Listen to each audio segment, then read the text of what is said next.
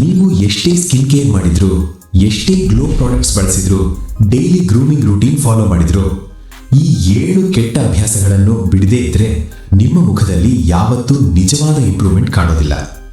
ಇದಕ್ಕಿಂತ ಡೇಂಜರಸ್ ವಿಷಯ ಏನು ಅಂದ್ರೆ, ಈ ಸಣ್ಣ ಸಣ್ಣ ತಪ್ಪುಗಳೇ ನಿಮ್ಮ ನ್ಯಾಚುರಲ್ ಗ್ಲೋವನ್ನು ಸೈಲೆಂಟ್ ಆಗಿ ನಾಶ ಮಾಡ್ತಿವೆ ಮತ್ತು ನೀವು ಡೈಲಿ ನಿಮ್ಮದೇ ಮುಖಕ್ಕೆ ಡ್ಯಾಮೇಜ್ ಮಾಡ್ತಿದ್ದೀರಾ ಅನ್ನೋದು ನಿಮಗೆ ಗೊತ್ತಾಗ್ತಾನೆ ಇಲ್ಲ. ಇವತ್ತು ನಾನು ಹೇಳೋದು ನಿಮ್ಮ ಮುಖವನ್ನು ಆವರೇಜ್ ಆಗಿ ತೋರಿಸುವ ಆ 7 ಹ್ಯಾಬಿಟ್ಸ್. ಇವುಗಳನ್ನು ನೀವು ಹಿಂದೆ ಸ್ಟಾಪ್ ಮಾಡಿದ್ರೆ 7 ದಿನಗಳಲ್ಲೇ ನೀವೇ ನಿಮ್ಮ ಮುಖದಲ್ಲಿ ಡಿಫ್ರೆನ್ಸ್ ಫೀಲ್ ಮಾಡ್ತೀರಾ. ವಿಡಿಯೋ ಎಂಡ್ ತನಕ ನೋಡಿ, ಯಾಕಂದ್ರೆ ಲಾಸ್ಟ್ ಪಾಯಿಂಟ್ ಅತ್ಯಂತ ಅಂಡರ್ ರೇಟೆಡ್ ಮತ್ತು ಅದು ನೀವು ಅಟ್ರಾಕ್ಟಿವ್ ಕಾಣ್ತೀರಾ ಅಥವಾ ಟಯರ್ಡ್ ಕಾಣ್ತೀರಾ ಅನ್ನೋದನ್ನು ಡಿಸೈಡ್ ಮಾಡುತ್ತೆ. 1. ಲೇಟ್ ನೈಟ್ ನಿದ್ರೆ. ನಿಮ್ಮ ಮುಖ ಯಾವಾಗ ಹೆಚ್ಚು ಟಯರ್ಡ್ ಕಾಣ್ತದೆ? ಲೇಟ್ ನೈಟ್ ಫೋನ್ ಸ್ಕ್ರೋಲ್ ಮಾಡಿದಾಗ, ಯೂಟ್ಯೂಬ್ ಅಥವಾ ರೀಲ್ಸ್ ನೋಡ್ತಾ ರಾತ್ರಿ 2 ಗಂಟೆಗೆ ಮಲಗಿದಾಗ. ರಾತ್ರಿ ಸಮಯದಲ್ಲಿ ನಮ್ಮ ದೇಹ ಮತ್ತು ಸ್ಕಿನ್ ಸ್ವತಃ ರಿಪೇರ್ ಆಗೋದು. ನೀವು ಎಷ್ಟು ಲೇಟ್ ಮಲಗ್ತೀರೋ ಅಷ್ಟು ಕಡಿಮೆ ಟೈಮ್ ಸ್ಕಿನ್ಗೆ ರಿಕವರಿ ಸಿಗುತ್ತೆ. Result: dull skin, dark circles ಮತ್ತು ಸದಾ ದಣಿದ ಮುಖ. ಮಾರ್ನಿಂಗ್ನಲ್ಲಿ ಎಷ್ಟೇ ತಣ್ಣೀರು ಹಾಕಿದ್ರೂ ಆ ಫ್ರೆಶ್ ಲುಕ್ ಬರೋದಿಲ್ಲ, ಯಾಕಂದ್ರೆ ನಿಮ್ಮ ಮುಖ ರಿಲ್ಯಾಕ್ಸ್ ಆಗೋಕೆ ಟೈಮ್ ಪಡ್ತಿಲ್ಲ. 7-8 ಗಂಟೆ ಪ್ರಾಪರ್ ಸ್ಲೀಪ್ ಇದ್ದಾಗ ದೇಹ ಕೊಲಾಜನ್ ಉತ್ಪಾದನೆ ಮಾಡುತ್ತೆ. ಅದೇ ಸ್ಕಿನ್ ಟೈಟ್ ಮತ್ತು ಗ್ಲೋಯಿಂಗ್ ಆಗಿರೋ ರಹಸ್ಯ. Simple rule: early sleep equals natural skin care. 2. ಪದೇ ಪದೇ ಮುಖ ತಟ್ಟುವುದು. ಮುಖ ತಟ್ಟೋದು ನಾರ್ಮಲ್ ಅನಿಸ್ಬೋದು, ಆದರೆ ಅದೇ ದೊಡ್ಡ ಸಮಸ್ಯೆ. ನಾವು ದಿನವಿಡೀ ಫೋನ್, ಕೀಬೋರ್ಡ್, ಡೋರ್ ಹ್ಯಾಂಡಲ್ ಇವೆಲ್ಲ ತಟ್ತೀವಿ. ಅಲ್ಲಿ ತುಂಬಾ ಬ್ಯಾಕ್ಟೀರಿಯಾ ಇರುತ್ತೆ. ಅದೇ ಕೈಗಳಿಂದ ಮುಖ ತಟ್ಟಿದ್ರೆ ಅದು ನೇರವಾಗಿ ಸ್ಕಿನ್ಗೆ ಹೋಗುತ್ತೆ. ಪೋರ್ಸ್ ಕ್ಲಾಗ್ ಆಗ್ತವೆ, ಪಿಂಪಲ್ಸ್ ಶುರುವಾಗ್ತವೆ. ವರ್ಲ್ಡ್ನ ಬೆಸ್ಟ್ ಫೇಸ್ ವಾಶ್ ಬಳಸಿದ್ರು ಈ ಹ್ಯಾಬಿಟ್ ಬಿಡದೇ ಇದ್ರೆ ಸ್ಕಿನ್ ಕ್ಲೀನ್ ಆಗೋದಿಲ್ಲ. ರೂಲ್ ಏನು? ಕ್ಲೀನ್ ಹ್ಯಾಂಡ್ಸ್ ಮಾತ್ರ ಮುಖಕ್ಕೆ ಅಥವಾ ಟವಲ್. 3. ನೀರು ಕಡಿಮೆ ಕುಡಿಯುವುದು. ನಿಮ್ಮ ಸ್ಕಿನ್ ಗ್ಲೋ ಡೈರೆಕ್ಟ್ ಆಗಿ ಡಿಪೆಂಡ್ ಆಗಿರೋದು ನೀವು ಕುಡಿಯೋ ನೀರಿನ ಮೇಲೆ.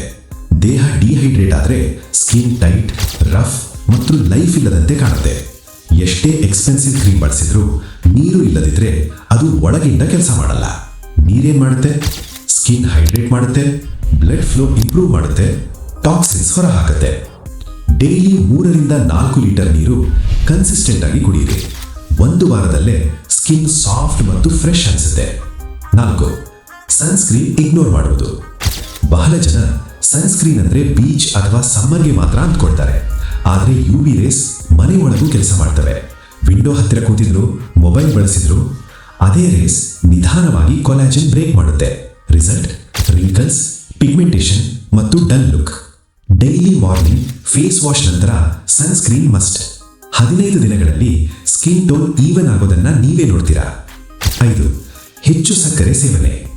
ಸಕ್ಕರೆ ರುಚಿಗೆ ಸ್ವೀಟ್, ಆದರೆ ಸ್ಕಿನ್ಗೆ slow poison. Cold drinks, chocolate, bakery items ಇವೆಲ್ಲ ಕೊಲಾಜನ್ ನಾಶ ಮಾಡ್ತವೆ. ಇದರಿಂದ ಸ್ಕಿನ್ ಲೂಸ್, ಪೋರ್ಸ್ ವಿಸಿಬಲ್, ಮುಖ ಟಯರ್ಡ್ ಮತ್ತು ಏಜ್ಡ್ ಆಗಿ ಕಾಣುತ್ತೆ. ಪ್ರೋಸೆಸ್ಡ್ ಶುಗರ್ ಕಡಿಮೆ ಮಾಡಿ. ಹಣ್ಣು, ಡ್ರೈ ಫ್ರೂಟ್ಸ್, ನ್ಯಾಚುರಲ್ ಆಯ್ಕೆಗಳು ಬಳಸಿ. 10-15 ದಿನಗಳಲ್ಲಿ ಸ್ಕಿನ್ ಮತ್ತೆ ಬ್ರೀತ್ ಮಾಡೋದು ಅನಿಸುತ್ತೆ. 6. Mouth breathing. ಬಾಯಿ ಮೂಲಕ ಉಸಿರಾಡೋದು ಫೇಸ್ ಪಫ್ ಆಗೋಕೆ ಕಾರಣ.